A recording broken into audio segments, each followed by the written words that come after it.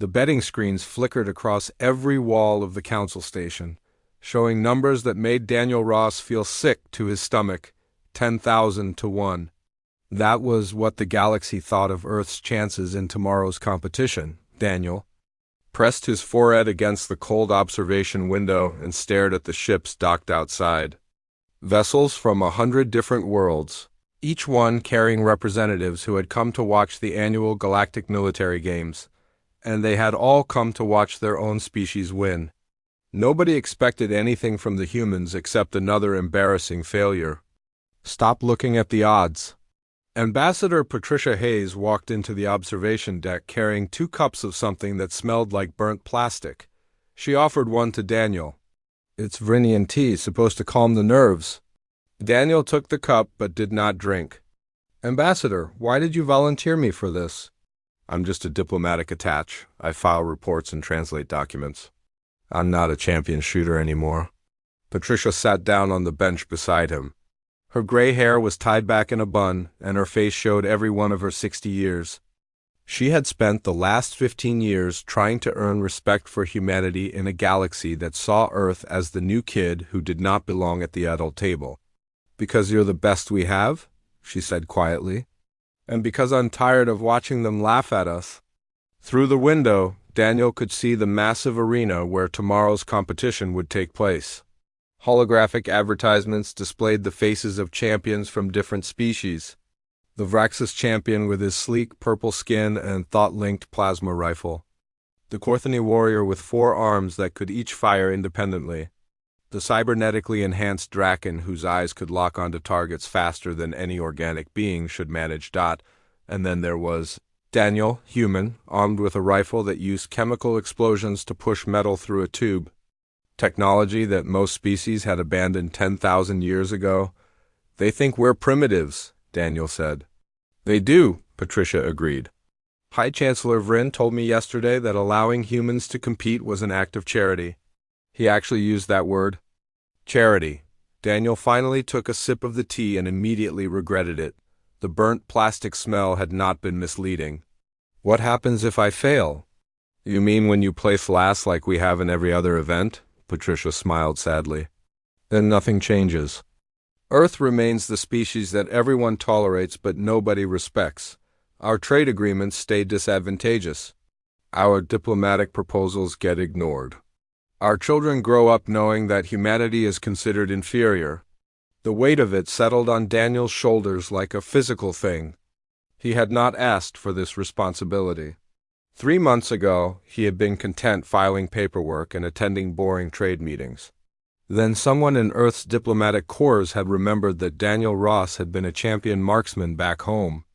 State competitions, national rankings. Before he had quit and joined the Foreign Service to get away from all of it. I haven't competed in 8 years, Daniel said. I know. Patricia stood up and walked to the window. Outside, a group of Solari. Warriors passed by, their scaled bodies moving with predatory grace. They glanced at Patricia, and one of them made a clicking sound that their translators rendered as laughter. But you still shoot. Security logs show you at the practice range twice a week. Daniel felt his face flush. That's different. That's just to clear my head.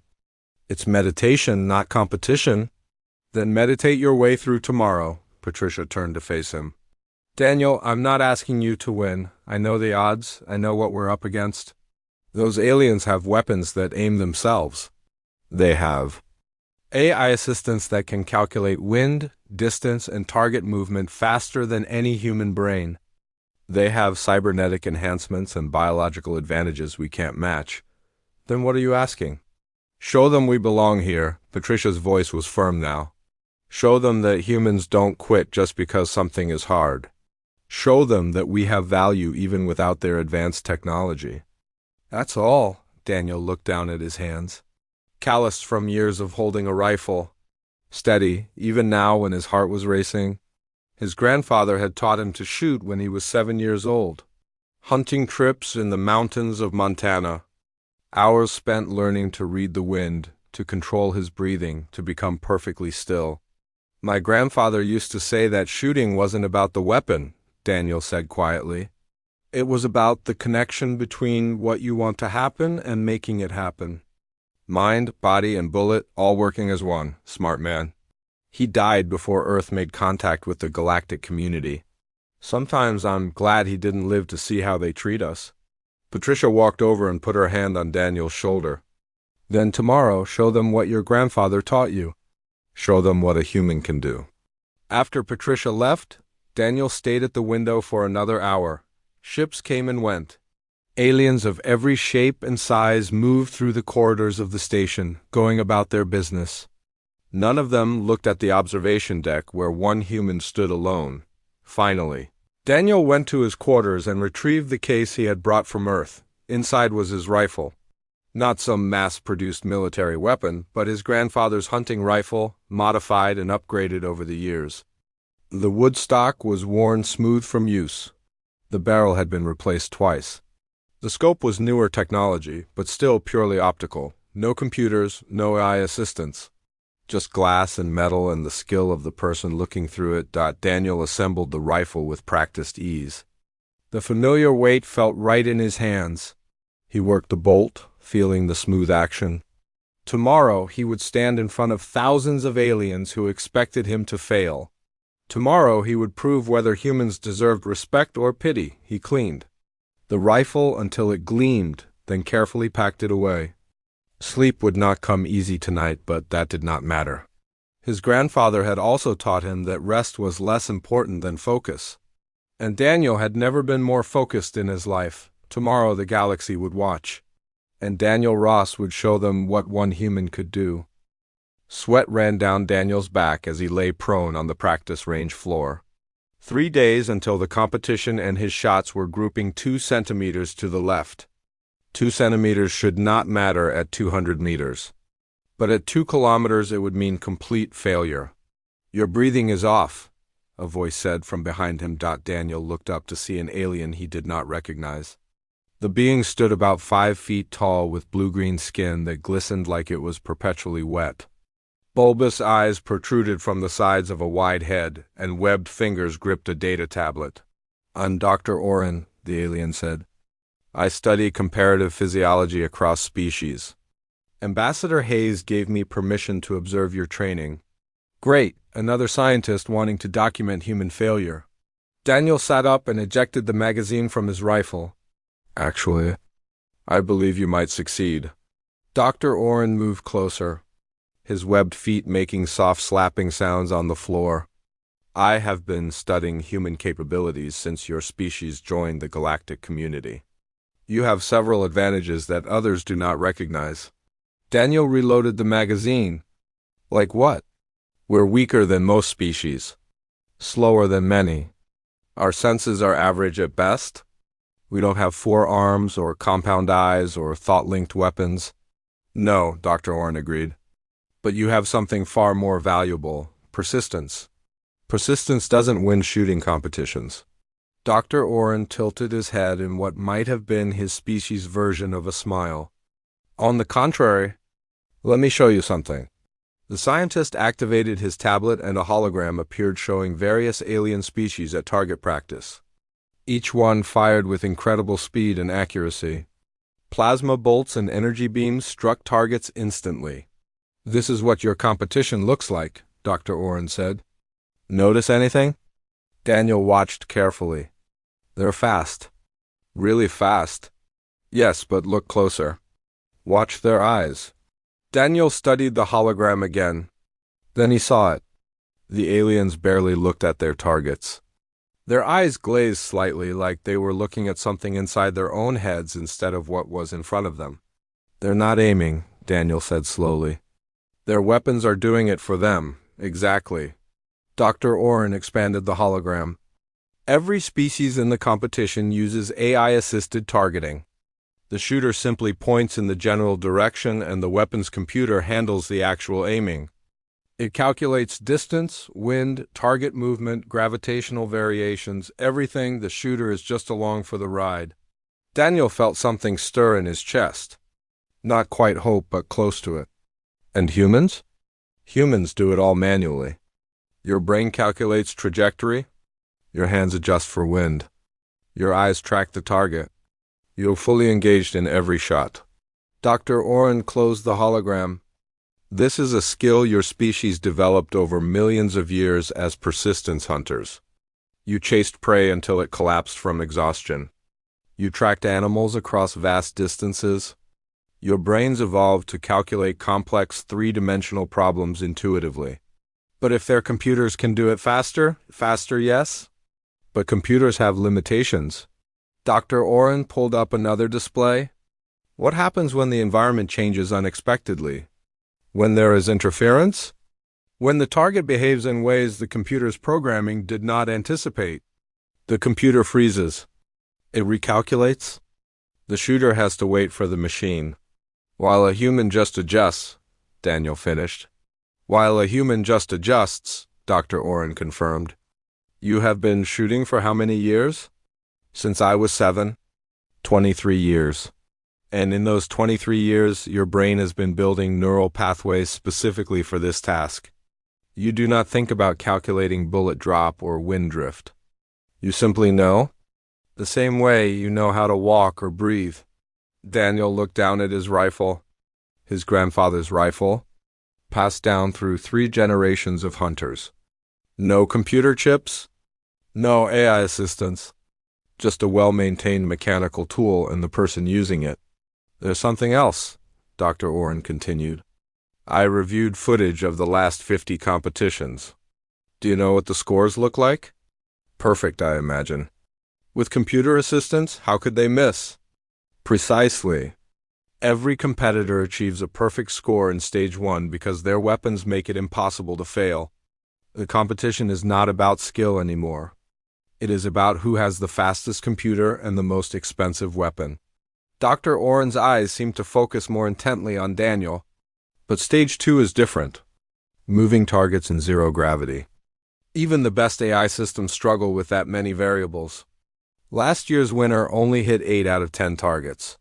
Daniel's mind raced. Zero gravity? No up or down? Targets moving in 3 dimensions. His hunting experience meant nothing there. I've never trained in zero-G. The station gymnasium can simulate it. I have reserved time for you. For the next 2 days, Daniel lived in the gymnasium. Dr. Oren proved to be an excellent teacher despite having no experience with firearms himself.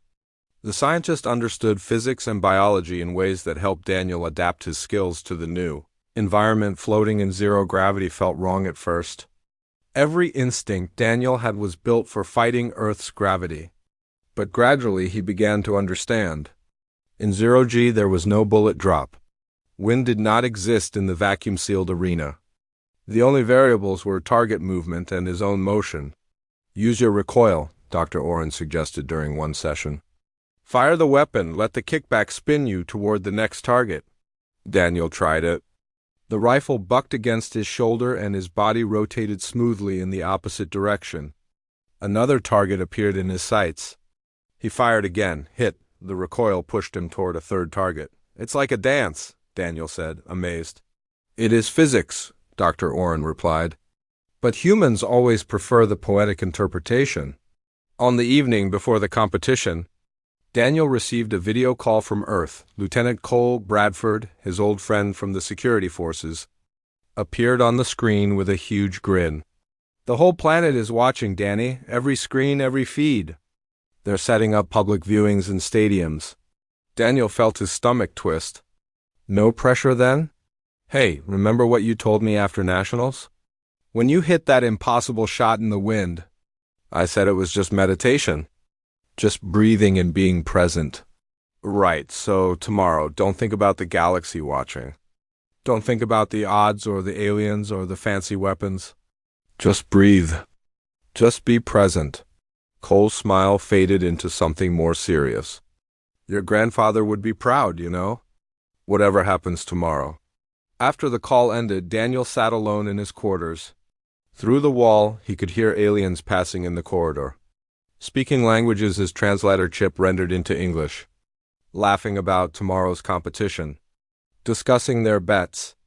None of them betting on the human. Daniel picked up his rifle and began the nightly cleaning ritual. Each movement was precise and practiced.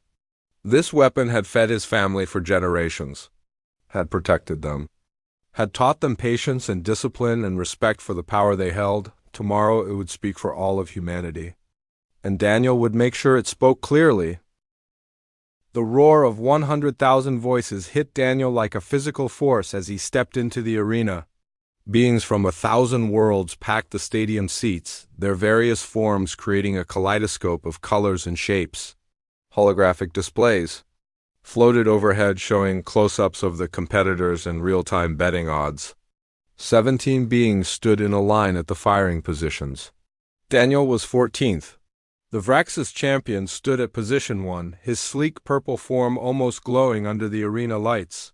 Position 2 held the four-armed Korthani warrior, each hand carrying a different weapon. Position 3 showcased a cybernetically enhanced Draken, whose mechanical eye glowed red as it scanned the distant targets. Then there was Daniel, human, holding what the commentators were calling an antique projectile weapon, in tones usually reserved for museum artifacts. High Chancellor Vryn stood at the center podium, his insectoid body gleaming. His translator rendered his clicks and buzzes into pompous speech. Welcome to the annual Galactic Military Games. Today's precision shooting competition will test the finest marksmen from across known space. Stage 1 begins now. Targets will appear at distances from 200 to 2,000 meters. Each competitor must hit all targets for a perfect score. Speed is recorded, but accuracy is paramount. The Vraxis champion stepped to the line first. His plasma rifle looked more like a piece of art than a weapon, all smooth curves and glowing energy cores. He raised it casually, barely seeming to aim. The targets lit up in sequence. 200 meters, 500 meters, 1,000 meters, 2,000 meters. The Vraxis squeezed the trigger and bolts of superheated plasma streaked across the arena faster than Daniel could track. Every target exploded in sequence. Total time, 4.3 seconds. The crowd erupted in applause. The holographic displays showed perfect accuracy with computer-verified hits. As expected from Champion Torin, the commentators announced, flawless execution with AI-assisted targeting, the standard by which all others are measured. The Korthani warrior went next. Using all four arms, she wielded two rifles simultaneously. Her compound eyes tracked multiple targets at once. Time, 3.8 seconds. Perfect score, 6 more competitors followed. All achieved perfect scores. All finished in under 5 seconds. The crowd began to sound bored. With AI assistance, perfection was not impressive. It was expected. Daniel was called to position 14. The walk to the firing line felt like walking to his own execution. Jeering sounds came from sections of the crowd. Sounds his translator did not bother interpreting. Because mockery was universal. He reached the line and set his rifle on the rest. No glowing energy cores. No thought link interface. Just metal and wood and glass. The human competitor brings a fascinating choice of weaponry, one commentator said with barely concealed amusement. A chemically propelled projectile weapon with purely optical sighting. It is rare to see such technology outside of historical demonstrations. Indeed, another commentator added, one must admire Earth's commitment to preserving their primitive heritage. Of course, such weapons require manual calculation of every variable. Quite impossible at competition level, but a charming attempt nonetheless. Daniel tuned them out. He dropped into the zone his grandfather had taught him. Breathing slowed. Heart rate steadied. The noise of the crowd faded to a distant hum. The first target lit up at 200 meters, easy range. Daniel had made shots like this since childhood. He acquired the target, adjusted for the slight crosswind he felt on his face, and squeezed the trigger. The crack of the rifle echoed through the arena like thunder. Aliens jumped at the primitive sound. The target exploded. Time, 1.8 seconds. A ripple went through the crowd. The commentators paused. That was faster than several AI-assisted competitors. Second target at 500 meters. Daniel worked the bolt, chambering a new round. The crosswind was stronger at this distance. He compensated slightly and fired. Hit. Time, 2.1 seconds. The crowd noise changed. Not quite applause, but the jeering had stopped.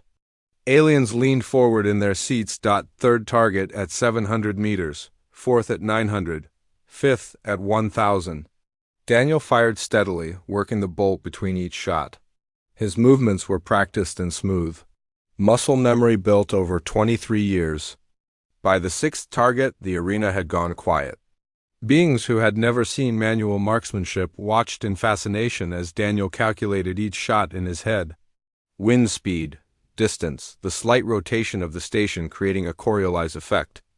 Variables that the AI-assisted weapons computed instantly, but that Daniel felt and understood through experience. The commentators had stopped talking entirely. Even they could not maintain their mocking tone while watching someone do the impossible. 10th target appeared at 1,500 meters. A difficult shot even with computer assistance. Daniel took an extra second, reading the wind indicators on the distant walls. He adjusted his aim 0.3 degrees right and 1 degree up. Fired. The target exploded. The crowd released a collective breath. 5 more targets at increasing distances.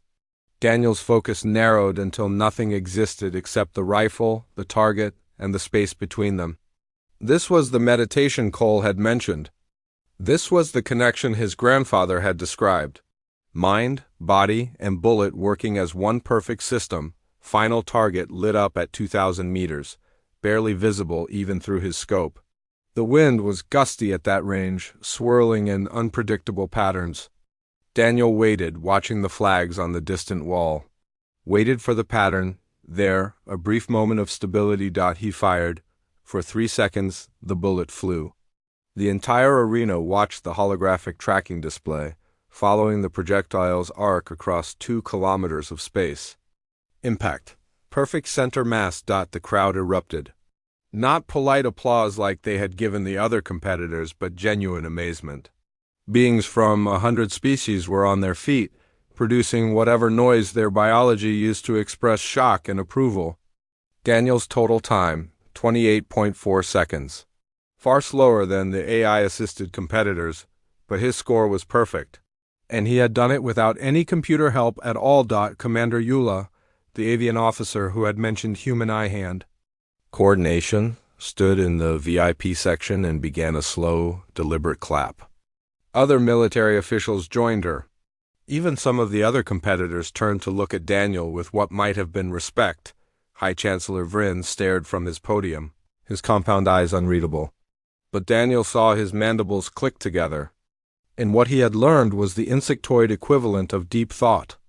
As Daniel walked away from the firing line, the holographic displays updated. He had placed 14th by speed, but his score matched every AI-assisted competitor. Perfect accuracy achieved through pure skill. The betting odds shifted.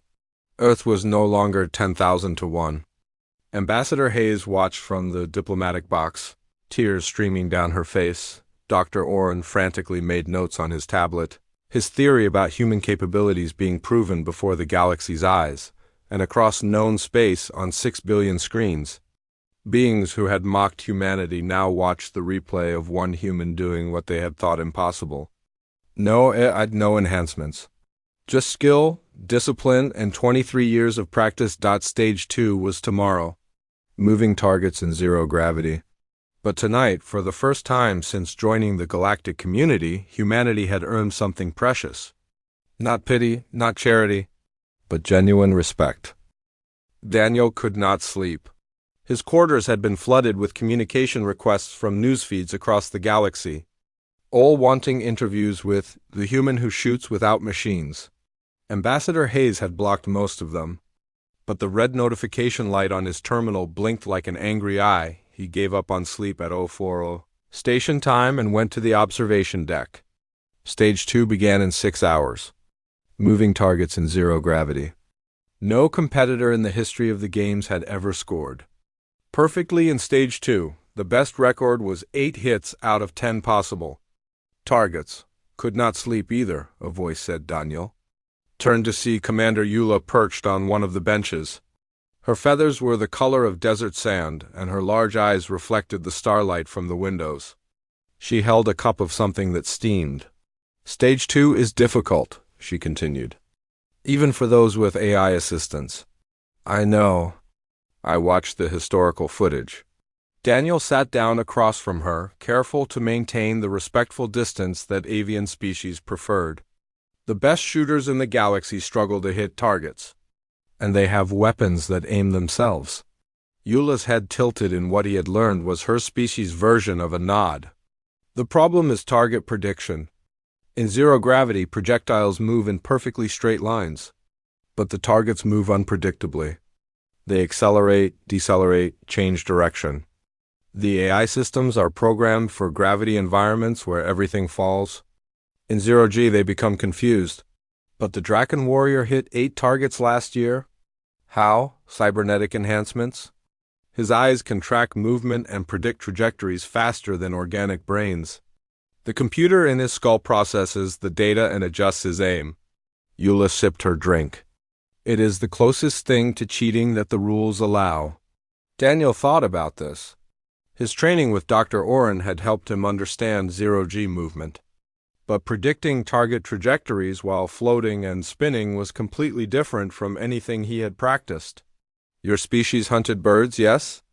Eula asked suddenly. Yes, ducks, geese, other waterfowl. My grandfather took me hunting every season.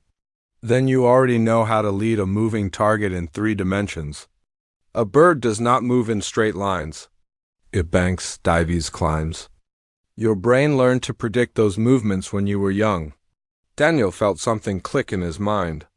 She was right. Duck hunting had been about anticipating where the bird would be, not where it was.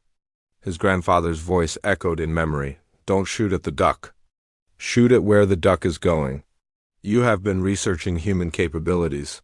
Daniel said. Eula made a sound like wind through feathers that his translator rendered as amusement. I told the council 15 years ago that humanity deserved more respect. Nobody listened. Perhaps after today they will. The zero-gravity sphere was 500 meters in diameter, perfectly transparent so the crowd could watch from all angles. Daniel floated in the center, tethered to the entrance platform by a safety line. Around him, the vast emptiness of the sphere stretched in every direction. 9 competitors had already gone. The Vrax's champion had managed 7 hits. The Korthony warrior also scored 7. The cybernetically enhanced Draken, defending his record, had hit 8 targets but looked frustrated at not improving his score. Now it was Daniel's turn. The safety line detached and he drifted free in the void, rifle held ready. 60 seconds. 10 targets. They would appear randomly anywhere in the sphere, moving at various speeds and directions. The buzzer sounded. First target materialized 200 meters away, moving horizontally from left to right at moderate speed. Daniel aimed, led the target slightly, and fired. The recoil pushed him backward and to the left. He used the momentum, twisting his body so the spin brought him around toward where he sensed the second target would appear. It did. Diagonal trajectory, accelerating upward. He fired again mid-spin, hit. The crowd was already screaming. Most competitors had to stabilize themselves between shots, wasting precious seconds. Daniel was using the recoil from each shot to position himself for the next. Third target behind him. No time to turn properly. Daniel pushed off his own equipment belt, spinning his body completely around while bringing the rifle up. Fired as he completed the rotation, hit. Extraordinary, the commentators shouted over the crowd noise. The human is using his weapon's recoil as a propulsion system. We have never seen this technique before. 4th target appeared close, only 50 meters away, moving in a tight spiral pattern. Daniel went completely still, fighting his instinct to move. He watched the spiral, counted the rhythm. 1, 2, 3. Fired on 3 as the target reached the widest point of its arc, hit. 5th target. 6th target. 7th target. Each one different. Each one requiring Daniel to calculate trajectory, lead time, and his own momentum simultaneously. The skills his grandfather taught him merged with the zero-G training Dr. Oren had provided. By the 8th target, the entire arena was on its feet. Even the other competitors watched in disbelief. The Draken warrior's mechanical eye glowed brighter as he analyzed. Daniel's technique, 9th target appeared at the sphere's far end, 400 meters away, moving erratically. Fast, then slow, then fast again, unpredictable. Daniel closed his eyes for 1 second. Grandfather's voice. Feel the pattern. Everything has a pattern if you wait long enough. He opened his eyes and watched. The target's movement seemed random, but it was not. It was programmed. And programs had patterns. Every 7 seconds it slowed at the apex of its movement. Daniel waited, floating still. 6 seconds. 7 seconds. The target slowed. He fired. The arena noise was deafening now. 9 targets. 1 remaining. 20 seconds left on the clock. The final target appeared directly above him, moving in a figure-8 pattern while also rotating. The most difficult target ever designed for this competition. Most shooters never even attempted it, saving their ammunition for easier targets. Daniel oriented himself, using small pushes from his hands to adjust his position. The target was fast, really fast, and the rotation meant its profile constantly changed. But Daniel had shot at birds that could fly at 60 miles per hour and change direction instantly. He had hit them mid-flight while standing in a rocking boat. This was different, but the principle was the same. He waited for the pattern. The figure-8 had a center point where the target had to slow down to change direction. That was his window. Maybe half a second. Daniel tracked the movement, waited there. He fired. The bullet flew true. The holographic tracking display showed its path intersecting with the target at the precise moment of direction change. Impact. Perfect. Hit. The timer showed 59.8 seconds. 10 out of 10 targets destroyed. The first perfect score in Stage 2 in the entire history of the Galactic military games. The arena exploded. Not just cheering now, but something beyond that. Beings from species that had never agreed on anything were united in their amazement. The impossible had just happened before their eyes. Daniel floated in the center of the sphere, rifle still smoking from the last shot. Around him, holographic displays replayed his performance from every angle. Commentators babbled in a dozen languages, all saying the same thing in different ways. A human had just redefined what was possible. Commander Eula stood in the VIP section, with tears streaming down her feathered face. Dr. Oren was hugging his data tablet like it contained the secrets of the universe. Ambassador Hayes had collapsed into her seat, overwhelmed. And High Chancellor Vryn sat in his private box, staring at Daniel with something that might have been respect, might have been fear, or might have been a mixture of both. The betting odds updated again. Earth was now 50-1. Still underdogs, but no longer jokes. Stage 3 was tomorrow. The Gauntlet. A combat simulation that no being had ever completed perfectly. 20 targets. Multiple environmental hazards. 1 kilometer of the most difficult shooting course ever designed. But tonight, Daniel Ross had proven something important. That humans belonged in this galaxy. That skill and discipline could match technology. That one person, with the right training and the right mindset, could change how an entire species was perceived. Tomorrow he would either cement that change or prove it was a fluke. Either way, humanity would never be seen the same way again. The galaxy had stopped laughing. Now it was watching with respect. Only 3 competitors stood in the preparation room. Daniel, the Draken Warrior, and the Vraxis Champion. Based on combined scores from Stages 1 and 2, they were the only ones who qualified for Stage 3, the Gauntlet. The Draken Warrior, whose name translated simply as Victor, approached Daniel first. His cybernetic eye whirred softly as it focused. Half his face was organic scales, the other half polished metal and glowing circuits. He extended his hand in the human gesture of respect. "You have forced me to recalibrate my understanding of organic capability," Victor said. His voice had a metallic echo. "I analyzed your zero-gravity performance. The recoil manipulation technique was genius.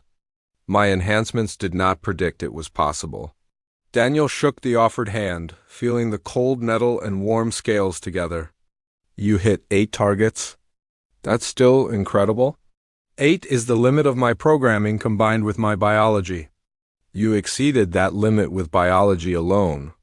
Victor's mechanical eye dimmed slightly, the equivalent of a respectful nod. Whatever happens in the gauntlet, know that you have already achieved something remarkable. The Vraxis champion Torin remained silent across the room. His purple skin seemed darker than before, and his thought-linked rifle rested against the wall, its energy cores pulsing slowly. He did not approach or speak, but Daniel saw him watching with eyes that held no mockery anymore. Only calculation. High Chancellor Vryn entered the room with an escort of arena officials. His insectoid body clicked as he moved, translating to sharp, formal words. The gauntlet is the oldest and most respected challenge in the games. It was designed 50 years ago to test combat effectiveness in hostile environments. The course is 1 kilometer long with 20 targets dispersed throughout. There are environmental hazards, obstacles, and areas requiring problem-solving beyond simple marksmanship. Vryn paused, his mandibles clicking together.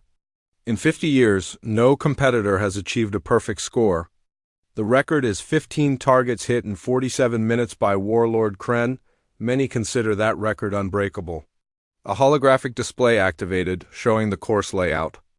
Daniel studied it carefully. The path twisted through multiple environments. A zero-gravity section. An extreme heat zone simulating volcanic conditions. Complete darkness in several areas. Moving platforms over a simulated chasm. And scattered throughout targets that appeared randomly or were hidden behind obstacles. You will go in order of current standings, Vryn continued. Victor, you are first. Torin second. Human Daniel Ross, third. Victor entered the gauntlet first. The massive doors sealed behind him and screens throughout the arena showed his progress. He moved with mechanical precision, his enhanced reflexes allowing him to identify and neutralize targets rapidly. His cybernetic eye saw in multiple spectrums, making the darkness sections trivial. 30-8 minutes later, Victor emerged. 15 targets hit, 0 civilian casualties. He had matched the legendary record but not broken it. The crowd applauded respectfully. It was a magnificent performance. Torin went next. His thought-linked rifle responded to his mental commands faster than any physical trigger pull. The weapon's AI calculated optimal paths through the course. Plasma bolts eliminated targets with ruthless efficiency. 41 minutes later, Torin finished. 16 targets hit. 1 civilian casualty where his AI had made a split-second error in identification. The crowd's applause was enthusiastic. A new record, even with the penalty. Then it was Daniel's turn. He stood at the entrance to the gauntlet, rifle in hand. Through his earpiece he heard Ambassador Hayes' voice. No pressure, Daniel. You've already made history. Whatever happens in there, Earth is proud. But Daniel felt the weight of expectation. 2 stages of perfection. Everyone wondered if a human could complete the trilogy. Could achieve what no being in galactic history had managed. The doors opened. Daniel entered. The first section was standard corridors with targets appearing at various distances. Daniel moved quickly but carefully. 3 targets down in the first minute. His shots echoed through the metal hallways. The course opened into the zero-gravity section. Multiple platforms floated freely, and targets hid behind them. Daniel used the techniques from Stage 2, pushing off surfaces and using recoil to maneuver.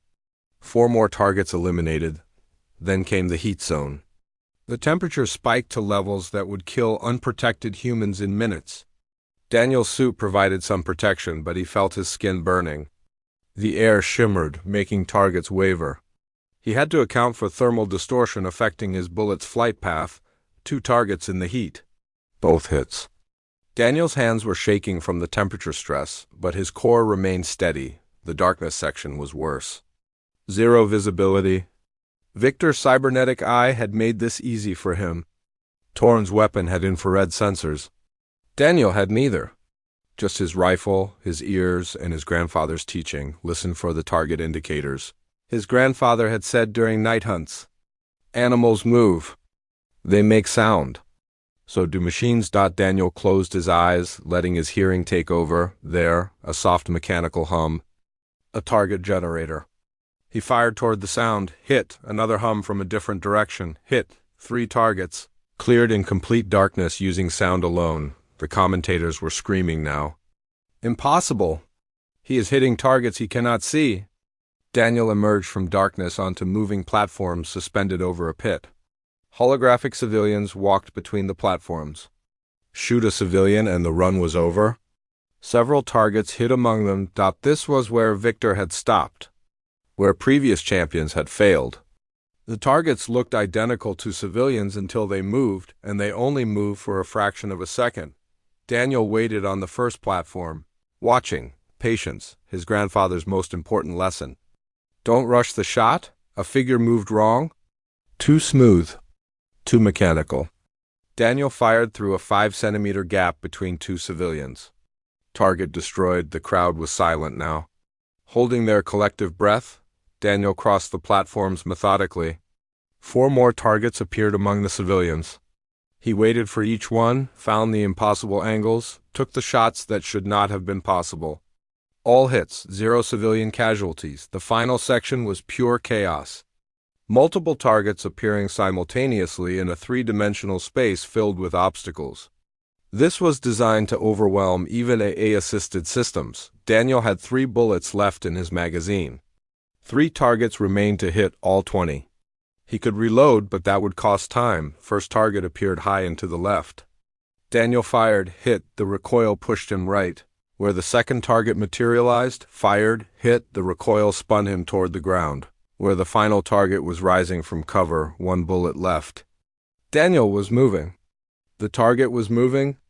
Everything was moving. Time seemed to slow. Daniel let his body relax, let instinct take over. 23 years of practice. 2 days of 0G training. A lifetime of his grandfather's wisdom. All compressed into this single moment. He fired. The bullet flew true.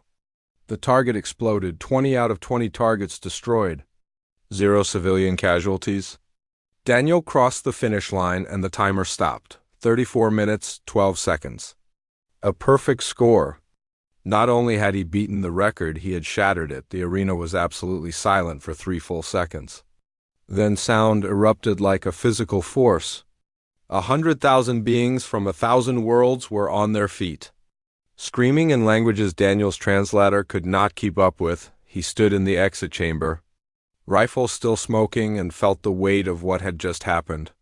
A human had done the impossible, not despite their primitive technology, but because they had never forgotten the skills that technology was meant to enhance on the screens. He saw Ambassador Hayes sobbing with joy. Dr. Oren was being carried on the shoulders of other scientists.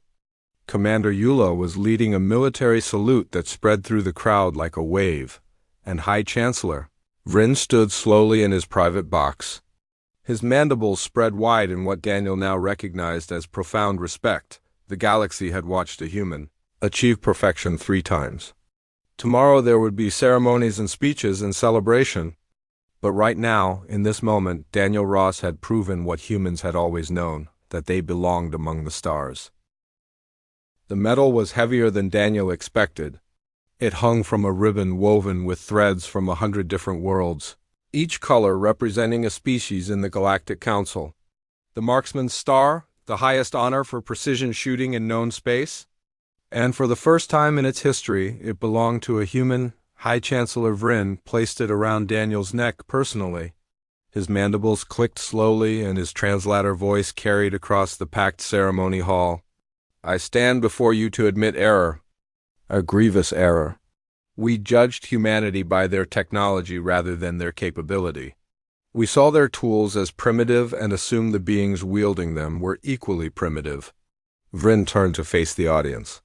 Dignitaries from every member species filled the hall. Earth's ambassador sat in the front row, tears still fresh on her face. Daniel Ross has taught us that advancement is not measured only in technology. That skill, discipline, and the connection between mind and body cannot be replicated by machines. That sometimes the oldest ways are not inferior, merely forgotten by those who grew dependent on convenience. The Vraxis champion Torin approached the stage. He removed his own medal from around his neck and held it out to Daniel. I have won this medal 4 times. I am considered the finest marksman of my generation. But I could not do what you did. My weapon aimed for me. Your weapon merely obeyed you? The difference is profound, and I am humbled by it.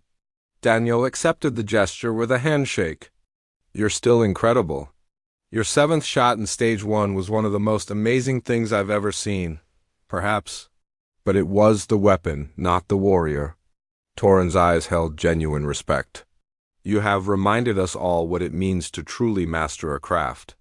Victor, the Draken warrior, stood next. His cybernetic enhancements gleamed under the ceremony lights. I have already uploaded your techniques to my combat database. Every Draken warrior will now train in your methods. You have changed our military doctrine. We are grateful. The ceremony continued with speeches from various officials, but the most important words came from Commander Eula. She spoke from the heart, her feathers ruffled with emotion.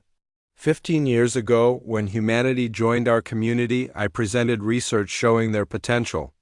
I was ignored, dismissed. Today, one human has proven what I tried to explain with data.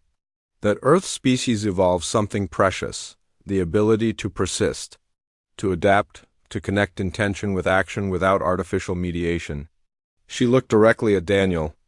You did not just win a competition. You changed how 6 trillion beings perceive humanity. That is a greater achievement than any medal can represent. Later, in a private meeting room, Ambassador Hayes sat with Daniel and a communication display showing Earth. The planet hung in space, blue and white and beautiful.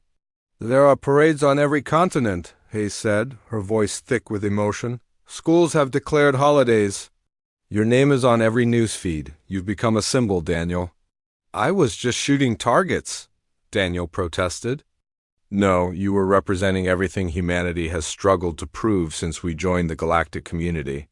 That we have value, that we belong, that our ways of doing things, even the old ways, have merit. Hayes pulled up documents on her tablet.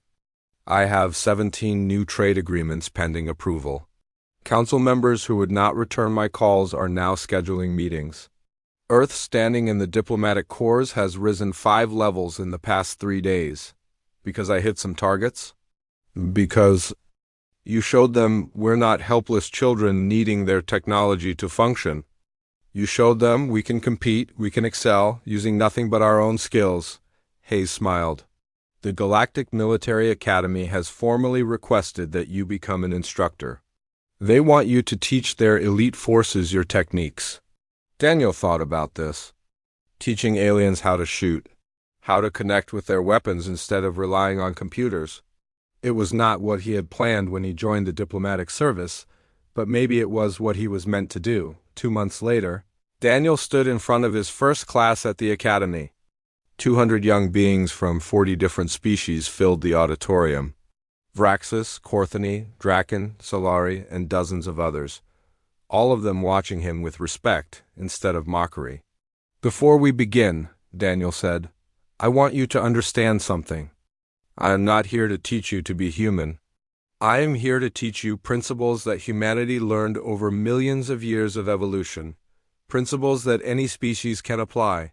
He held up his grandfather's rifle. This weapon is old. By galactic standards, it is ancient. But it forced me to develop skills that your AI-assisted weapons do not require. It made me better because it demanded excellence from me rather than providing it artificially. A young Vraxis in the front row raised a hand. Instructor Ross, are you saying our technology is wrong? No. I'm saying your technology is incomplete. AI assistance is valuable, but if you only ever rely on it, you never develop the intuition, the instinct, the connection that turns a shooter into a marksman. Daniel set the rifle down carefully. Today we start with breathing.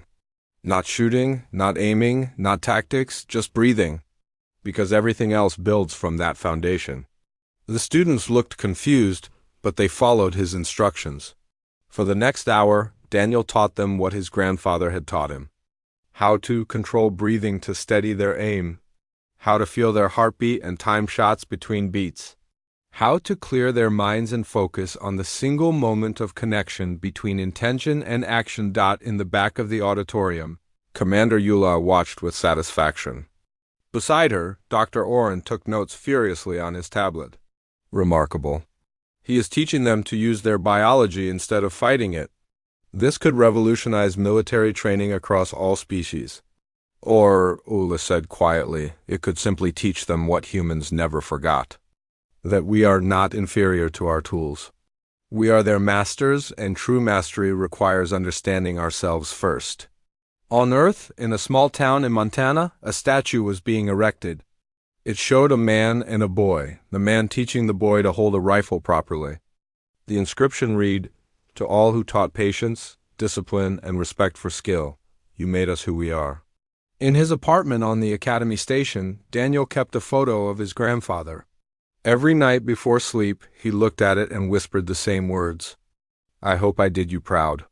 I hope I represented everything you taught me." The photo did not answer, but Daniel felt the presence of all those who had come before.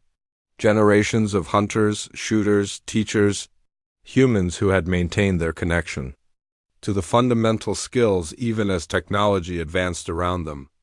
They had preserved something precious. And Daniel had shown the galaxy why it mattered. The betting screens no longer showed odds for Earth. Nobody was laughing at humanity anymore. The requests for human instructors, human consultants, human perspectives flooded in daily. Trade agreements favored Earth now. Diplomatic proposals received serious consideration. One shot had not changed everything by itself, but it had started the change. And Daniel Ross, standing in front of 200 eager students, taught them the lessons his grandfather had taught him. Patience, discipline, connection, respect, the principles that made a marksman, the principles that built a legacy, the principles that transformed how a galaxy saw a species. They had dismissed as primitive. His grandfather's rifle sat in a place of honor in the Galactic Museum of Military History. Visitors from 1,000 worlds came to see it, to understand how such a simple tool in skilled hands had achieved the impossible, but the real legacy was not in the museum. It was in every classroom where students learned that technology should serve skill, not replace it. In every shooting range where beings practiced until the weapon became an extension of themselves. In every moment when someone chose to master a craft rather than rely on artificial excellence. The galaxy had mocked humanity for being primitive, for clinging to old ways while others rushed toward technological advancement. But Daniel Ross had proven something important, that there is wisdom in the old ways, that skill matters, that the connection between intention and action, between mind and body, between being and tool, is something precious that should never be lost. And the galaxy learned. Not because they were forced to, but because one human had shown them what they were missing, what they had forgotten in their rush to make everything easier. Sometimes the hardest path leads to the greatest mastery. Sometimes the old ways are the truest ways. And sometimes all it takes is one person to change everything. Daniel Ross had been that person. The human who won the galaxy's respect one shot at a time. The instructor who taught thousands of beings across the stars. The symbol of humanity's value in a galaxy that had dismissed them. But to himself, he was still just a man with his grandfather's rifle, teaching the lessons that had been passed down through generations: breathing, patience, connection, the simple fundamentals that excellence is built upon. And across the galaxy, beings who had once laughed now listened. The mockery had ended. The respect had begun, all because one human took a shot and changed everything.